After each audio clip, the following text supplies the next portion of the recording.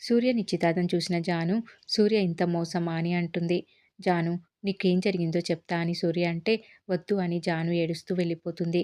ఇక సూర్య తల్లి దగ్గరికి వెళ్ళి, "రింగు పెట్టేశా కదా! పదమ్మా హాస్పిటల్‌కి వెళ్దామని" అంటే, భువన నవ్వి, "ఏంటి సూర్య, ఈ భువన అంటే అంత చీప్‌గా విషం తాగి చనిపోతుందని అనుకుంటున్నావా? ఆ జాను నీ నిశ్చితార్థం చూడాలనే దాన్ని పిలిచా" అని అంటూ ఉంటుంది భువన సూర్యతో. "ఇది మోసమమ్మా" అని సూర్య అలా ఉండిపోతాడు. ఇక మరోవైపు జాను ఏడుస్తూ బయట ఉంటే సింహాద్రి జాను దగ్గరికి వెళ్ళి, "నువ్వెవరిని ఇష్టపడ్డావో, ఎవరు నీకు ప్రపోజ్ చేశారో ఆ సూర్యనే నా ఇంటి అల్లుడు. నా కూతుర్ని పెళ్లి చేసుకోబోతున్నాడు" అని జానుని ఇంకా ఏడిపిస్తూ ఉంటాడు. "నువ్వు వల వేసిన సూర్యని నా కూతురికి ఇచ్చి నిశ్చితార్థం చేశా. మీ అక్క అమెరికా అమెరికా అని ఎగిరింది. టైలర్‌కిచ్చి పెళ్లి చేశా. నువ్వేమో నా మేనల్లుడికే ఎసరు పెట్టావు. అది ఈ రోజుతో ముగిసింది. ఇక నుంచి పెద్దవాళ్ళతో ఛాలెంజ్ చేసేటప్పుడు అన్నీ ఆలోచించుకో" అని అంటూ ఉంటాడు జానుతో సింహాద్రి. "అంతేనా సింహాద్రి అంకుల్, గుర్తుపెట్టుకోండి.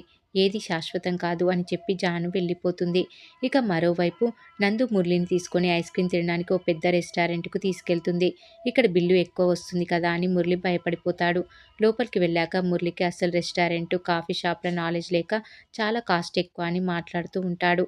స్పూన్‌తో తినకుండా చేతితో తినడం ఇలా ప్రవర్తించడంతో అందరూ నవ్వుతారు. చివరికి ఫింగర్ బౌల్ ఇస్తే మురళి అందులో ఉన్న నిమ్మకాయ పిండుకొని తాగబోతే అందరూ వింతగా చూస్తారు. నందు చూసి మురళిని ఆపి ఫింగర్ బౌల్ అంటే ఏంటో, ఎలా వాడాలో చెప్తుంది. తర్వాత బిల్లు చూసి మురళి బిత్తరపోయి, "ఇంత అయితే నేను కట్టను" అని పర్సులో చిల్లర లెక్కేసి మరీ బిల్లు కడతాడు. అందరూ మురళి ప్రవర్తన చూసి నవ్వుతారు. నందు చిరాగ్గా వెళ్ళిపోతుంది. ఇంకా మరోవైపు జాను సూర్యను గుర్తు చేసుకుని ఏడుస్తూ ఉంటుంది. నందు మురళిలు కూడా ఇంటికి బయలుదేరుతారు. బయటకు వెళ్ళేటప్పుడు డబ్బులు తీసుకొని రావాలి కదా! మొదటిసారి నన్ను బయటకు తీసుకొచ్చినందుకు పానీపూరి, గిఫ్ట్‌లు, సర్ప్రైజులు చేయాలి కదా! నాకు లగ్జరీ లైఫ్ లేకపోయినా పర్లేదు. తినడానికి ఇబ్బంది పెట్టకపోతే చాలు అని నందు అంటుంది. ఇక కిన్నెర స్కూల్లో ఆడుకుంటూ ఒక్కసారిగా కుప్పకూలిపోతుంది. టీచర్స్ వెంటనే జానుకి ఫోన్ చేసి విషయం చెప్తారు. జాను షాక్ అయిపోతుంది. వెంటనే నందుకు ఫోన్ చేసి చెప్తుంది. మరి ఏం జరగబోతుంది అనేది రాబోయే ఎపిసోడ్‌లో తెలుసుకుందాం.